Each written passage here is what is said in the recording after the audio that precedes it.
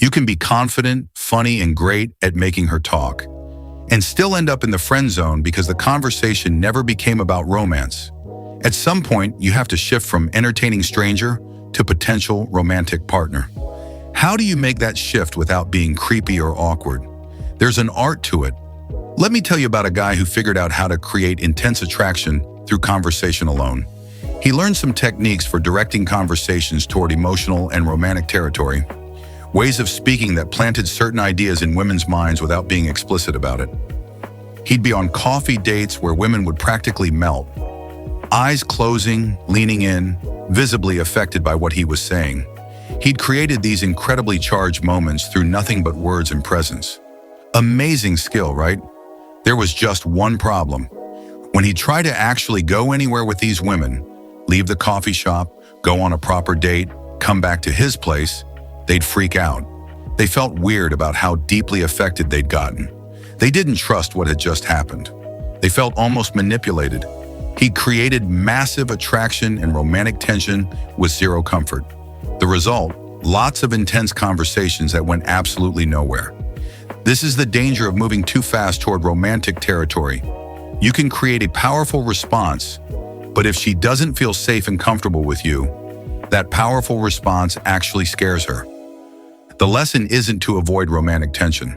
The lesson is to build it gradually, in sync with comfort. So how do you actually move a conversation from neutral territory toward romantic territory? The first way is through topic escalation. Conversations exist on a spectrum from completely impersonal to deeply intimate. Talking about the weather is about as far from romance as you can get. Talking about work is still pretty neutral. Talking about her passions gets warmer. Talking about relationships and what she finds attractive gets warmer still. Talking about intimate experiences, desires, what makes her feel alive, that's getting close. You can't jump from weather to tell me your deepest desires. That's jarring and weird. But you can gradually guide conversations toward more personal, more emotional, more intimate territory. The key is following the thread. When she mentions something personal, follow it. You said you love traveling. What draws you to it? What's the most memorable experience you've had?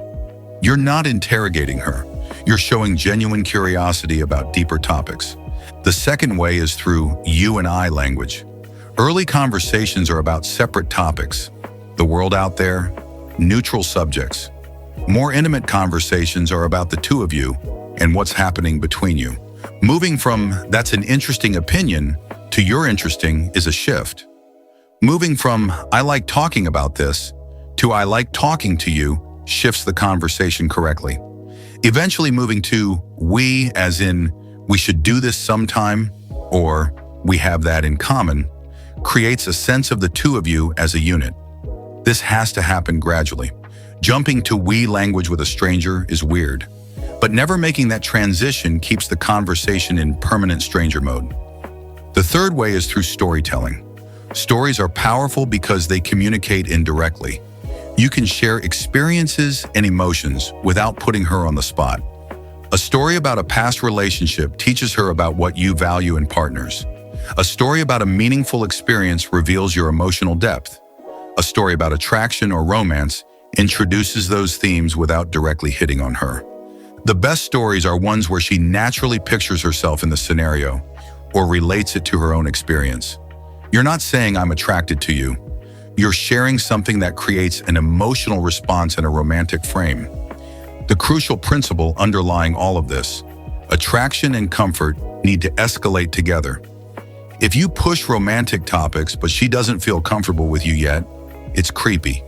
If you build massive comfort but never introduce romantic tension, you're friends.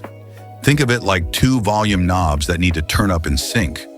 Comfort without attraction is friendship. Attraction without comfort is unease. Both together, escalating gradually, is romance. The coffee shop guy's mistake was turning the attraction knob to 10 while comfort was at 2. The nice guy mistake is turning comfort to 10 while attraction stays at 0. You need both, rising together. Moving from friendly conversation to romantic possibility requires gradually shifting topics, language, and frame. Use topic escalation to guide toward more intimate subjects. Use you and I language to make it about the two of you. Use stories to introduce romantic themes indirectly. And always keep attraction and comfort rising together. These conversation skills, making her talk, creating playful tension, moving toward romance, are powerful one-on-one. But what about when she's not alone? What about when she's with friends or in a group and you need to navigate social dynamics to even get a conversation started? That requires a different approach entirely. And that's what we discuss next.